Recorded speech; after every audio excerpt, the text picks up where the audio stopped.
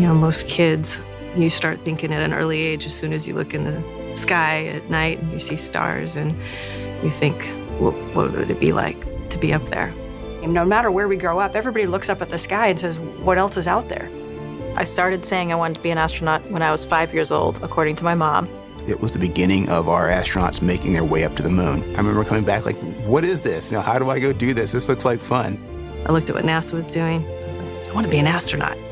So in a nutshell, that's kind of what happened. I got into the Navy test pilot school and then started to apply to NASA. There's like 6,000 people that applied for, 15 slots. And I interviewed 4 times over 12 years. I applied multiple times over 13 years and interviewed 5 times before I was selected. Well, I did submit 7 applications along the way, but I got rejected by NASA 7 times, but the 8th time. And the 4th time, I got a phone call that said, if you're still interested in being an astronaut, we'd like you to come to Houston.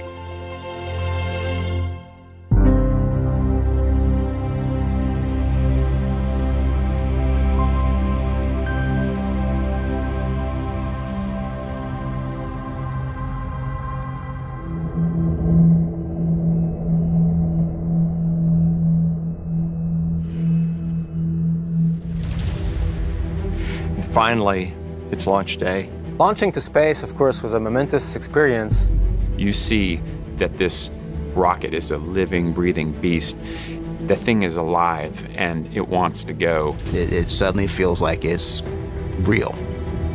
First thing, you're strapped into the space shuttle on the launch pad, and I can say sitting in the rocket, getting ready for launch, you're anxious and you're excited. And waiting for countdown, focusing on doing your checklist, focusing on your procedure. 10, 9, 8. At the moment of launch, you're quite prepared. 3, 2, 1. And 0 and liftoff. Switch up the legs. America has launched. It lights off and you feel the rumble, and then you start to move, and that constant smooth acceleration pulling you back in the seat. And you feel like you're just in a car wreck because the solid rocket boosters light off and they give you a kick in the backside like you were just rear-ended at a stop sign, literally. There's just nothing subtle or nice about it. There was the vibration, the pressure, the acceleration, the pressure in your seat.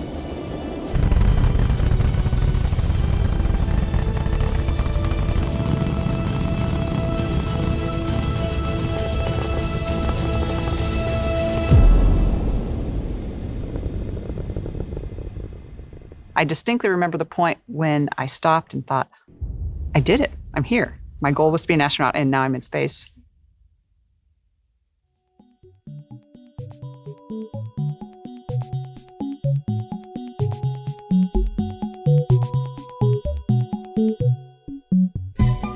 as a kid, you maybe fantasize about spreading your arms and flying among the clouds and that kind of stuff. That's what we're doing. Floating is very cool. It's fun to watch new astronauts show up in space too, because they creep around. We would joke like space mice, very timid, very controlled. Being weightless the first few days is horrible. I mean, it's really neat to see something floating in front of you. It's really horrible to feel like you're going to throw up all the time.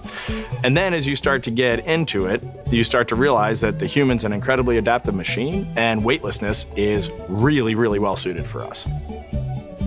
You know, pretty soon you're going into a hatchway and you come through and you kind of push off on both sides and you go zipping down the middle and you're turning right at the end. So you reach out, grab a handrail, and but it also brings out your inner 5-year-old, or I say that it is the source of all stupid astronaut tricks. It's as fun as you think it would be, only better. I think I told my wife that I thought it was a burrito of awesomeness smothered in awesome sauce, because I don't have a very big vocabulary, so I tried to use the biggest, most impactful words I could. Everybody's a superhero. You're not floating, you're flying.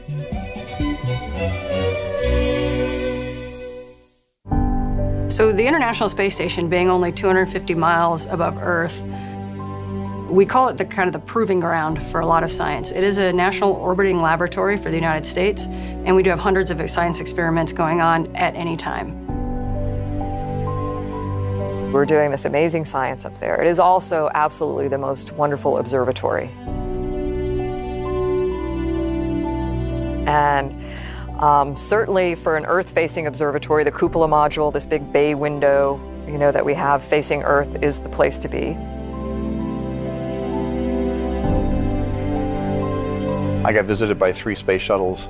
Several of the crew members never looked outside the cupola before. I would bring them one at a time to the cupola. Tell them to close their eyes, open up all the windows, the shutters on the windows, and then tell them to open up their eyes. Cerebrally, I knew that this was going to be a life-changing experience. I knew that the view was going to be amazing. And I will never forget that sight. The thin blue line of the atmosphere, the curve of the horizon, and that's when it became real. Really, at a gut level, I'm actually in space. We are on orbit. This is not a sim. This is my eyes looking through glass at Earth from space. It was almost overwhelming. And so I think it's kind of overload for your brain and processing all of that at once because it just isn't used to that. It's really hard to describe something like that because it's not just cerebral, it's emotional, it's kind of all-encompassing. My heart was racing, you couldn't wipe the smile off of my face. It was really amazing. I just was, feeling something as I was staring at this view of the whole thing. And it moved me to tears unknowingly. So. And that instant when you're overwhelmed with that vista, when your eyes see nothing but the beauty of the Earth, every single crew member that I brought in there for that exposure cried. It is heart-stopping. It is soul-pounding. It is breathtaking. I mean, it was ridiculous. I'd never imagined in my entire life getting to see something that beautiful. It was so foreign for the human mind to look at that, to see the Earth highlighted that way.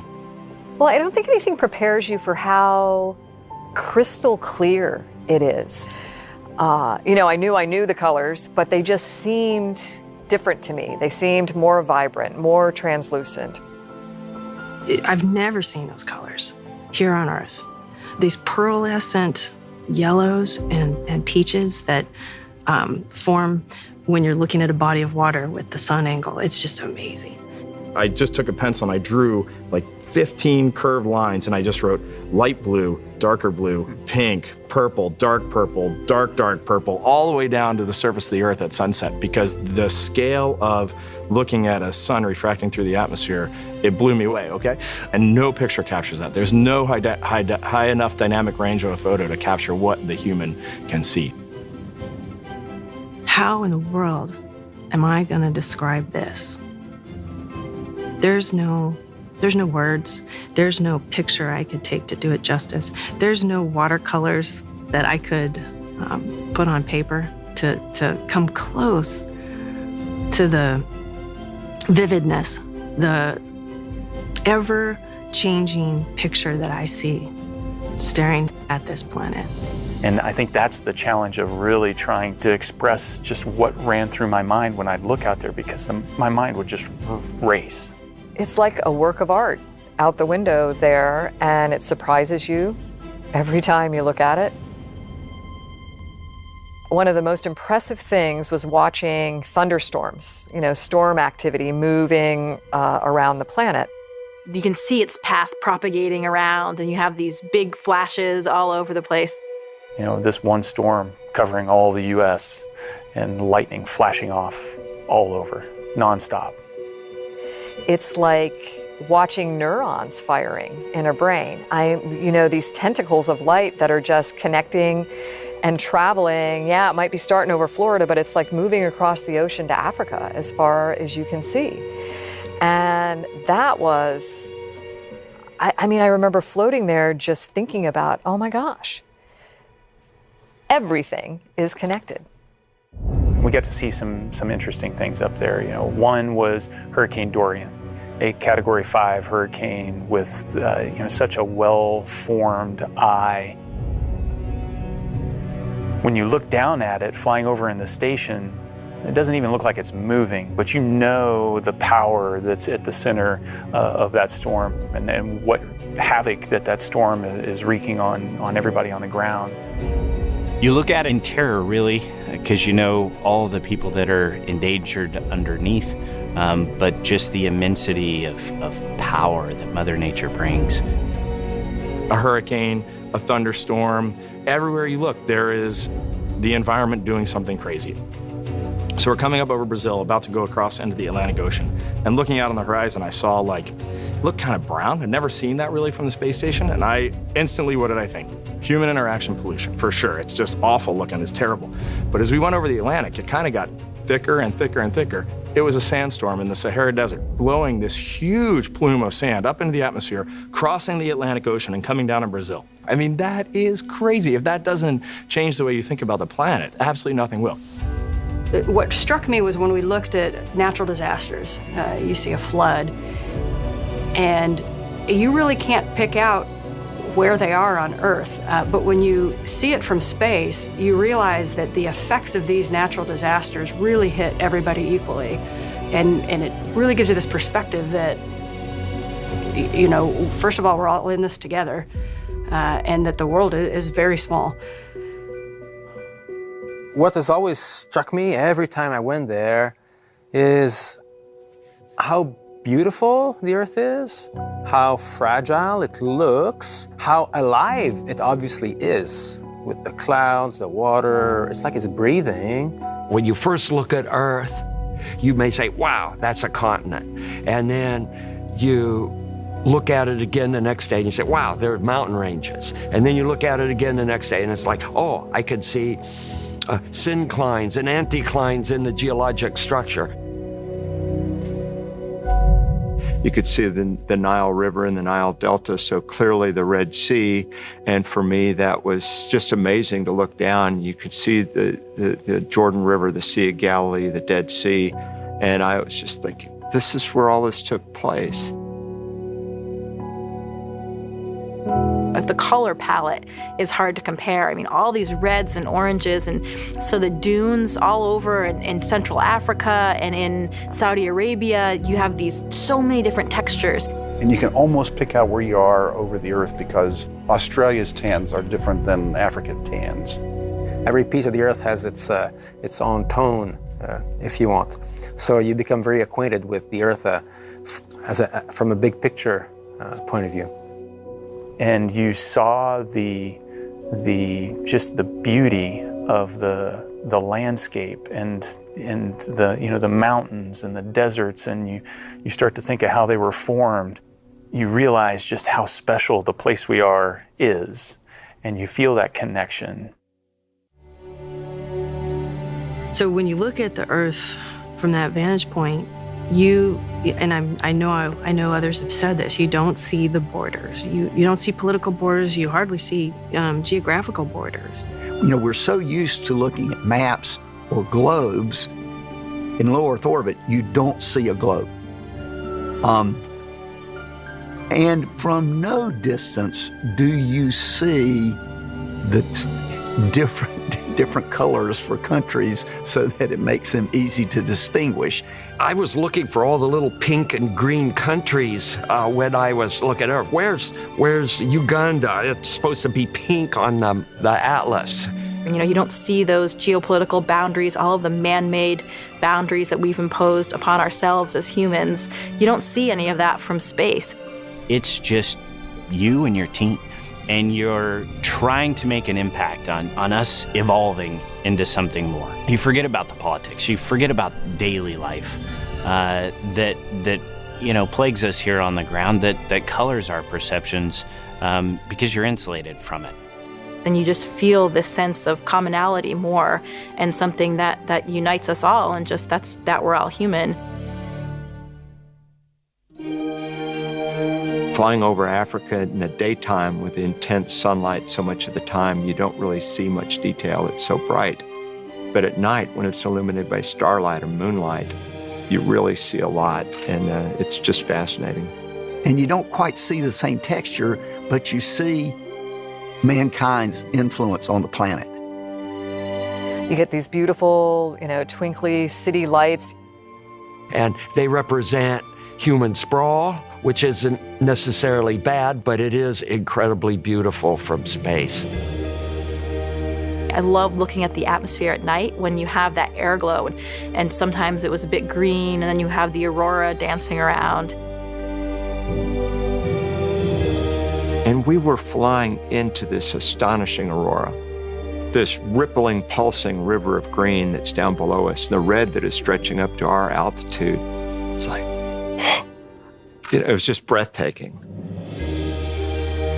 Auroras, the presence of humans at night, it's obvious with the lights. But it's the death around the Earth that's startling. How this beautiful, shining oasis of life is there naked in the middle of pitch black death, the vacuum of space. Definitely look up and see the stars like you have never seen them before.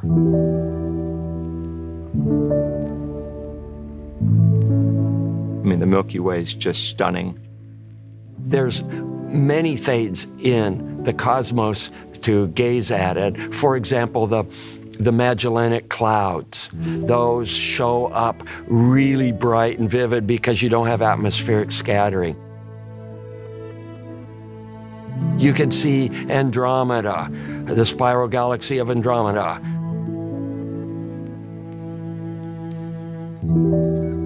Of course, the lights don't flicker. They're steady because they're not coming through the dust and coming through the atmosphere.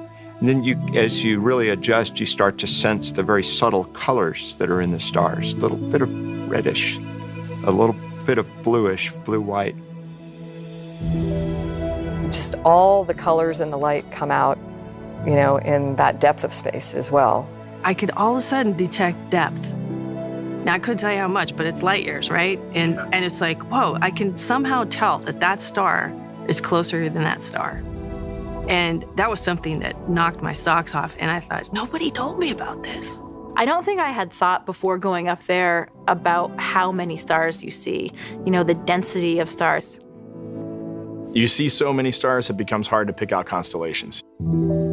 People ask if there's aliens, and I'm like, of course there are aliens. Look at all those stars. There's got to be. It's just so vast and infinite. I don't know what else to say about that.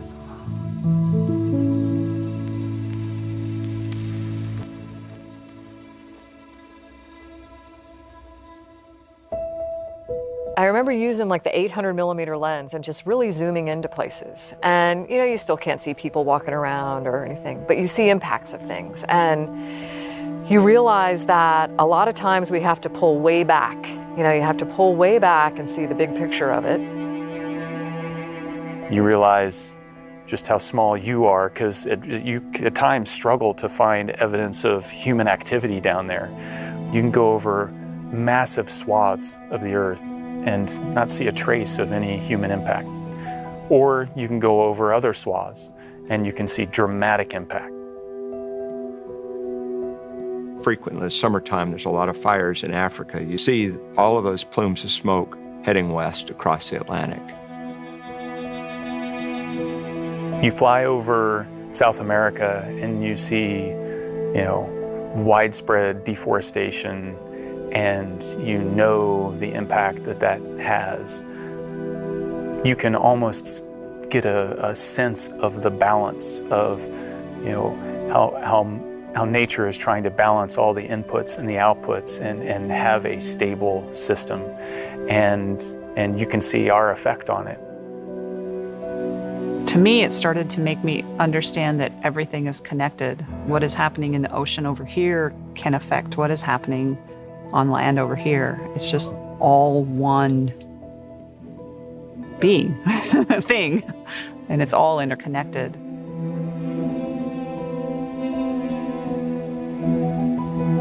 You can see combat. I mean, we were two countries were at war, and you could very easily see missiles being shot. They just look like little tiny traces of light. You can see all that stuff. So to me, I didn't see one unified human civilization. You certainly see one unified planet cruising around the sun, and that is a unique perspective.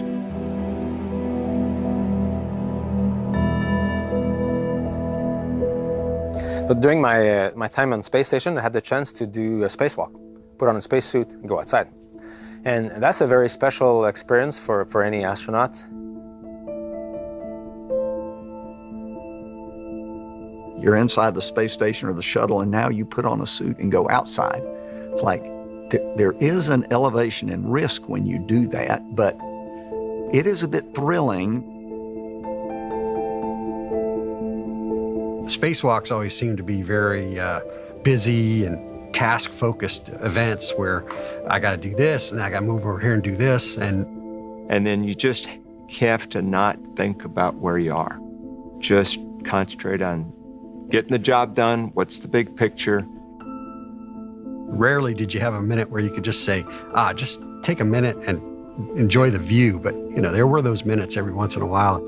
And the view from outside the spacecraft, with that full panoramic vision through your helmet visor was just incredible. It's a very disturbing view, looking down about 240 miles at the Earth going by at 17,000 miles an hour. It's like, oh boy. I just watched the Earth going by below me, and I only had this, thin visor separating me from a very unsurvivable atmosphere. And my feet were dangling. I remember, not just through my visor, but looking down and you just see feet and then Earth, and you're holding onto the space station. And it was just incredible. Everything looked so large. The colors are even more vibrant. And I think also just mentally, psychologically realizing that, there's nothing between the vacuum of space except for this spacesuit and your visor. I remember thinking that coming out, like that the world would just open up around me. And the view, for some reason, seems bigger than what you have when you're looking through the windows of a spacecraft. It wasn't like Earth is over there. It wasn't small. It was like it took up your entire, visor and all as far as you could see, and just watching it come over Earth and just how large Earth was from our perspective. But oh my gosh, you see Earth and you see your glowing station around you, and you realize, okay, I gotta stop looking at this stuff because it becomes a distraction to the work that you're doing out there. So I always kid those astronauts that don't do the spacewalks. I said the view from inside here through this flat window is pretty good. The view from outside is just amazing.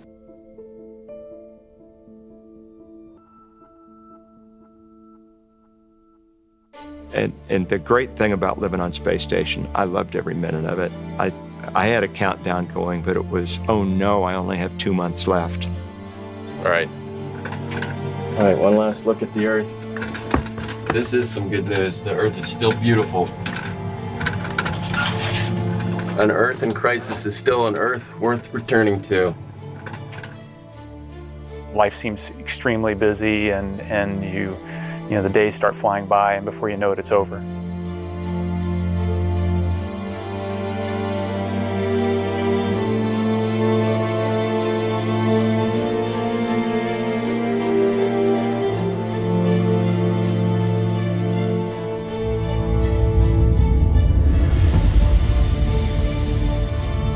As it drew to a close, I think I was more feeling as though, did you do enough to capture this so that you can share it when you get home?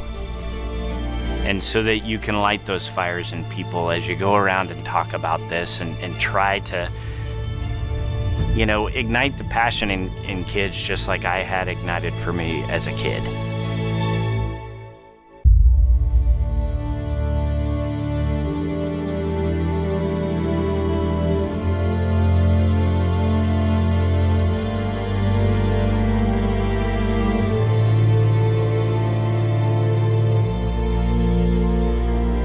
And you're back on the ground, and somebody else is doing the job up there now. It makes you feel like, this is a really big thing that we're a part of, and I'm fortunate to play my part.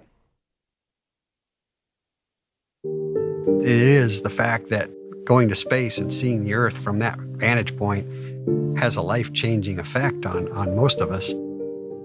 It takes a lot of energy to describe what it's like up there because there's so much of your emotion built into it.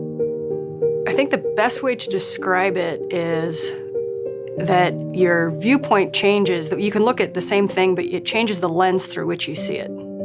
And that acute concrete realization that we belong to Earth and not vice versa, it's kind of a mental shift to see that we just nowhere else we could go. I think if you're not a conservationist before you go to space, you're at least partly a conservationist when you come back, because when you see how thin that atmosphere is, that protective layer that we have here, you think, wow, we really have to take care of this because it does look so fragile from space. I think I felt that need to protect it even before leaving it, but it definitely does resonate even more loudly now, having seen it myself and how stunning and beautiful it is. All of those unique ecosystems, everything's connected, the land masses and the ocean masses and the atmosphere, and we are all in it together. We are all down there. And so I think that's the most important thing that I would encourage people to think about, that perspective. I think you get a sense of preservation of I don't want this to go away, and I don't want to be the only one to see this. And there are so many people that need to see it, but only a handful will in this lifetime. You know, I remember coming back from all my missions with that sense that, we're all connected, we're all people. And I thought about why is it that we do have conflicts? What is that separates us from one another? If you could get 7 billion people to go up there and look down for just even 30 seconds, you would change them, all of them, forever. They wouldn't all come back and be friends. They wouldn't all come back and tear down border walls and things like that. But you would change all of them, and you would change them all for the better, and they would have a different view of the planet. I think if people that can lift their eyes up and see the bigger picture, whether it's from orbit or even just understanding the different sides, maybe spending more time listening, rather than shouting. And that's what I want people to find. I absolutely found that in the experience I had in space, in the simple facts of us living on a planet and all being Earthlings, and the only border that matters is that thin blue line.